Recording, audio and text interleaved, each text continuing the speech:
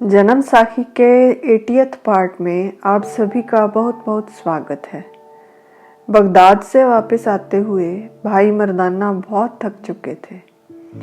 वह गुरुजी से बोले, अब तो बहुत सैर कर ली, जहाँ जहाँ आप ले गए वहाँ चले गए, अब तो घर जाने को मन करता है।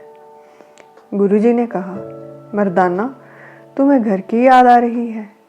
अगर जाने की बहुत इच्छा है तो बिना देर के तुम्हें घर पहुंचा देते हैं, जाकर तुम अपने परिवार से मिल लो।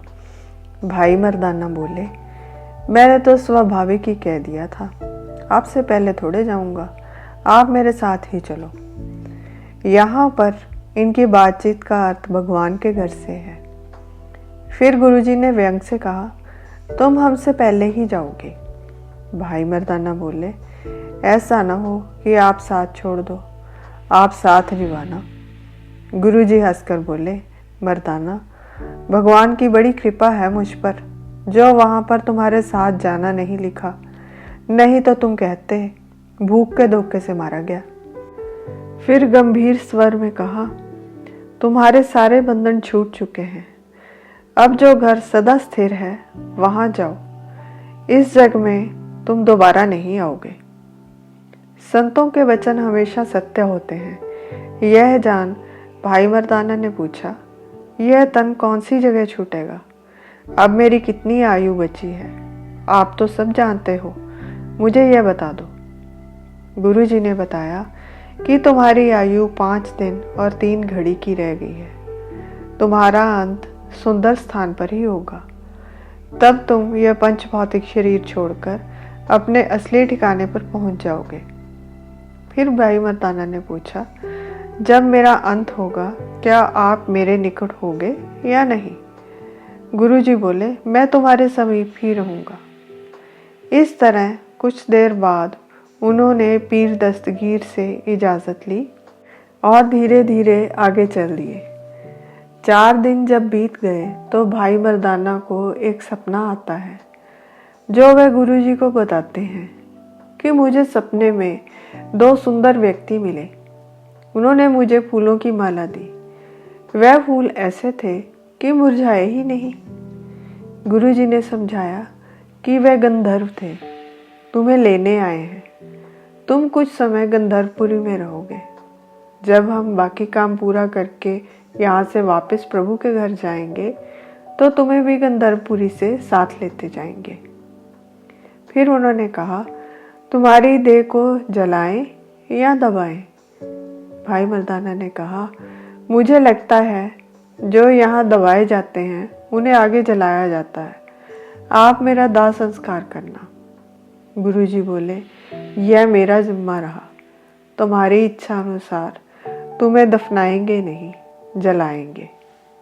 फिर गुरुजी ने भाई मर्दाना की परीक्षा लेने के लिए कि कहीं इसके मन में कोई इच्छा बाकी तो नहीं, एक प्रश्न पूछा, क्या तुम्हारी याद में कोई समाधि या मणि बना दे?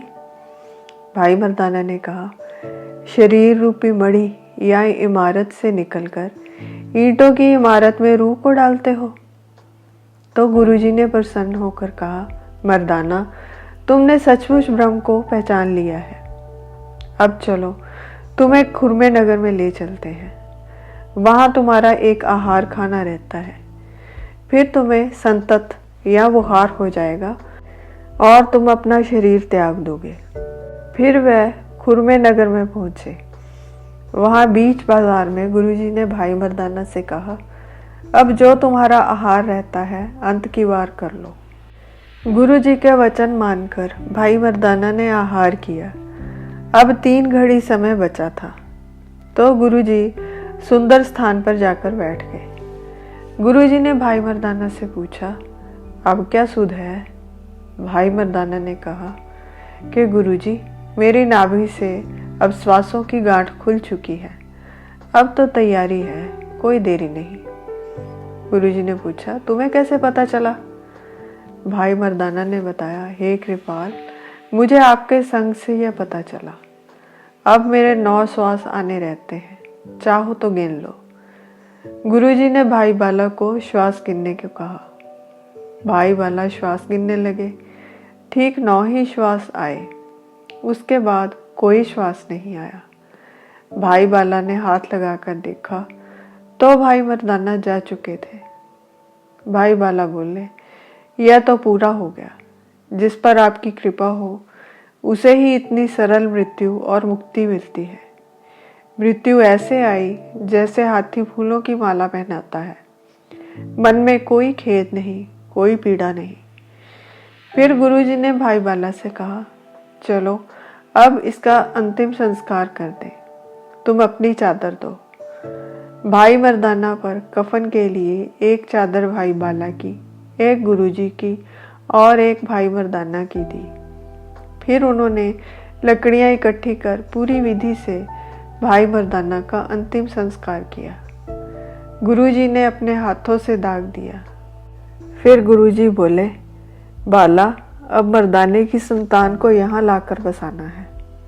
भाई बाला बोले, जैसी आपकी इच्छा।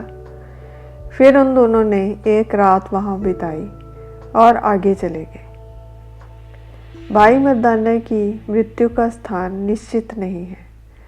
कुछ लोग कहते हैं कि उनकी मृत्यु करतारपुर में हुई और कई कहते हैं कि बगदाद से लौटते समय हुई। बगदाद में एक इमारत में अरबी और तुर्की भाषा में दीवार पर लिखा है कि मुराद। वहाँ भाई मर्दाना को मुराद कहते थे कि गुरु मुराद अल्लाह को प्यारे हुए। बाबा नानक ने यह इमारत बनाने में मदद की, जो कि रेलवे स्टेशन से 2.5 किलोमीटर की दूरी पर है। आज के लिए इतना ही। फिर मिलेंगे एक नई वीडियो के साथ। तब तक के लिए विदा। वीडियो कैसी लगी कमेंट ज़रूर कीजिएगा। लाइक, सब्सक्राइब और शेयर करना ना भूलें। अनजाने में हुई किसी भी भूल के लिए हृदय से क्षमा। और मेरी इस वीडियो को अपना अमूल्य समय देने के लिए आप सभी का बहुत बहुत धन्यवाद।